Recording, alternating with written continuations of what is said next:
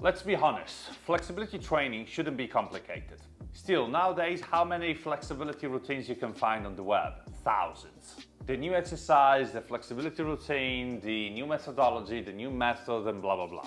On one side, people believe they can change their flexibility in just 30 days. On the other side, you have people that constantly try to sell you more stuff or methodologies, new exercises, and whatever. I know, it's how the content creation world works. You gotta constantly put out new things. It doesn't matter the value of these things. Anyways, today I want to do something different because I want to show you 5 exercises. These are my favorite 5 that you can do, it doesn't matter your level, to really change your flexibility. Now, the point is that you can stick to these exercises for a lifetime and still gain flexibility. It doesn't matter your level, with the exercises we're about to see, you're gonna change your flexibility forever. Let's go. All right, let's start this flexibility journey with perhaps the most important lower body stretching position, the couch stretch. Now we have 4 variations from the easiest to the hardest one. They share a common setup, all right? So you want to start with your back knee against the wall or slightly away from it to make it easier. From here, lunge with your front foot. Help yourself with a stick. And from here, by flattening your lower back, you want to first drive your hips, then your trunk toward the wall. You want to stop wherever you feel your flexibility limit is. Push with your hands to raise your trunk up and bring your shoulders and lower back toward the wall. When you have your shoulders on the same line as your hips and your knee, this is considered excellent quad flexibility. But your quad isn't the only hip flexor. You also have your psoas muscle. To focus on your psoas, and this is the second variation, you're gonna take a longer lunge with your front leg. And keeping your shoulders on top of your hips, you do want to lunge down. This is gonna extend your back hip, allowing you to focus on your psoas more. Remember here to keep your belly in and flatten through your lower back for the best psoas stretch possible. A third variation can be found by driving your front knee out and driving your hips further down into the stretch. This is gonna change a little bit the sensation of the stretch, even though it's gonna be practically the same on your psoas. So I do suggest you combine the front knee in variation with the front knee out variation, okay? So variation 2, front knee in, variation 3, front knee out. In the psoas stretch variation, your front shin bone has to be perpendicular to the floor. So this is basically a mistake. As you can see, my front shin bone is too close to the wall. If you want to take it to the next level, all you have to do is straighten your front leg. This will target your hamstring muscles as well, but if you keep your attention on your back leg, this is going to be a really intense psoas stretch. As you do that though, remember that you want to keep your shoulders up, flatten through your lower back, and keep your hips on the same line approximately. Your main purpose here is driving your back hip toward the floor, not your front hip, all right? You're extending your front leg because by doing that, you're creating more stretch on your hamstrings muscles as well, but that stretch is functional to more psoas and hip flexor stretch right over here on your back leg. As you can see here, I'm resting on a yoga block with my hips. This is gonna help me further relax into the stretch and also to find the correct alignment for the most efficient hip flexor stretch. With time, you want to bring the yoga block down for an even stronger stretch. All right, guys, so we have 4 variations. If you are a beginner, you want to start with variation number 1 and 2.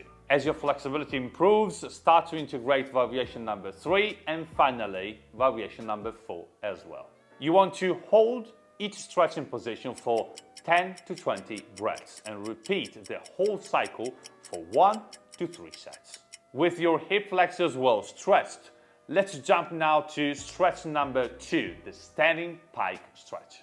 The second stretching position is the standing pike. This is gonna help you stretch the posterior part of your leg, so your hamstrings and your glutes, as well as your adductors muscles. All you have to do is stand up on the chair or the box, whatever, with your feet slightly apart. Now, I want to make a point clear. If you curve your back just a little in these stretches here, that's fine. The most important thing is that you don't want to do that on purpose. So as long as you drive your head down, keep your lower back straight, focus on feeling the stretch on the back part of your leg, that's fine, okay? A little bit of curve on your back is totally okay.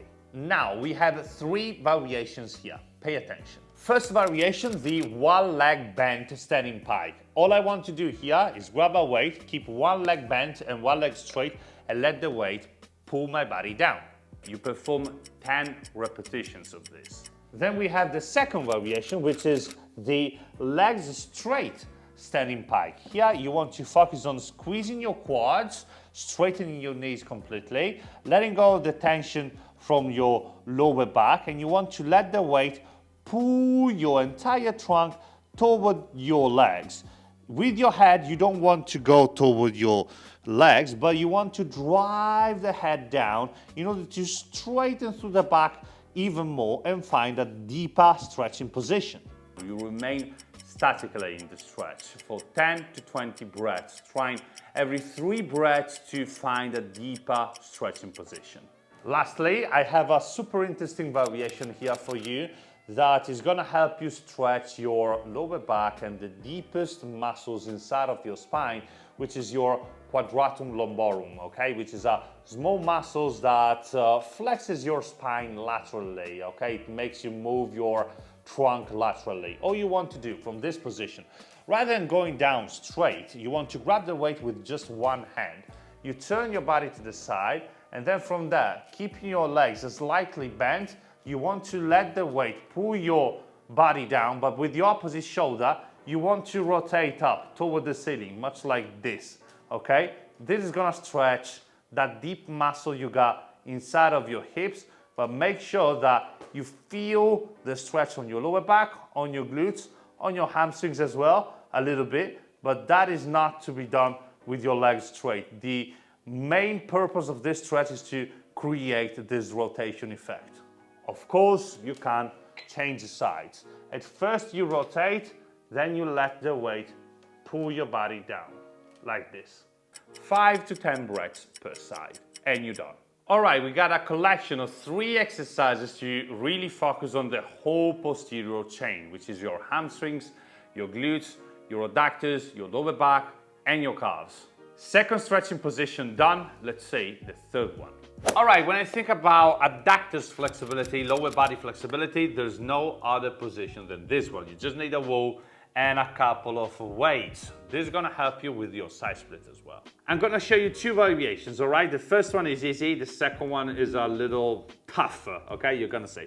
Now, back on the floor, from here, I do want to put my feet against the wall. As you can see, spreading my knees at 90 degrees. My hips have to be on the same line as my knees, and my feet should follow my knee height. From here, with the weights, I go on top of the knees. I relax my hips by arching my lower back, and from here, I let my knees go down. This is how I want to make this stretch. There are 2 strategies you can use to increase the stretch. The first one is to move your knees up and down for reps, squeezing your adductors on the way up and your glutes on the way down to better understand the position and relax your muscles further. Don't use a weight which is too heavy. Use a weight that helps you get into the deepest stretching position possible.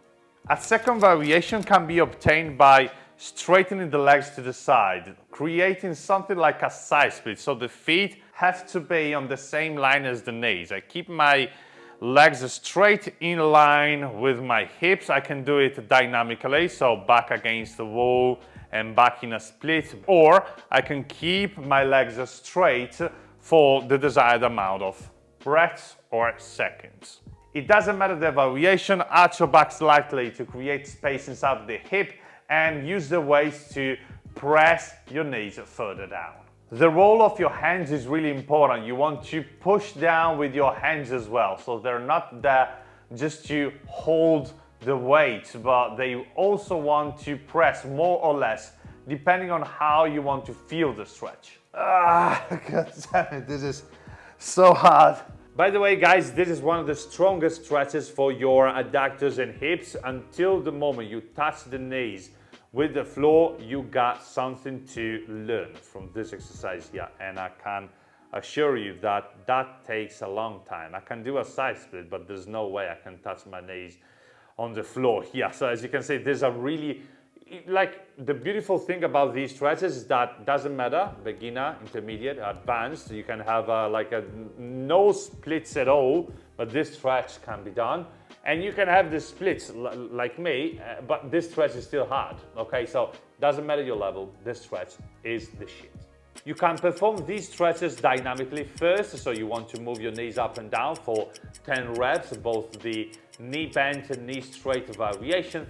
Then you want to hold the stretch for 10 to 20 breaths, trying to get deeper into the stretch every 5 breaths.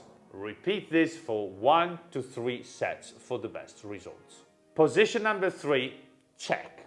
Let's get into stretch number 4, this time for your upper body flexibility. Shoulder flexibility wise, there's no other exercise like this one, and this is not only for your shoulders but also for the entire trunk. We're gonna focus on a muscle, your lats, which is the strongest of your upper body, even though this position here works on your entire shoulder joint flexibility. Now, there are 3 variations, and I want you to understand why this is the best stretch for your shoulders and how to do them. First, you gotta grab a bar approximately at your head height or even lower. If you don't have a bar, you can use some gymnastic rings or something like that. Now, straighten your arms, squat down, both legs in front of you. You take a lunge with one leg and you go in with the other one, like this. I'm going in with my right one, so I'm gonna stretch my right side. Now, check this out. Why this exercise works? This is because I'm driving my hips down this way and I'm letting this shoulder go up. This is gonna stretch the entire lat muscle because the lat muscle has mainly 2 functions. The first one is to pull your arm down, and here I'm pulling it up. The second one is to flex your body laterally, and here I'm flexing the body toward the other side. Let's take a step back, because in the first variation you want to have both hands on the bar and let go of your hips. So you want to press your hips toward the floor and drive your shoulder toward your ear to find the stretch. When you're comfortable here, you can let go of the bar and put your hand on top of your front knee for an even stronger stretch. Lastly, if you don't have it enough, you can straighten the other leg to the side and press with your hand on top of your hips. This is gonna be the strongest lat stretch you can feel.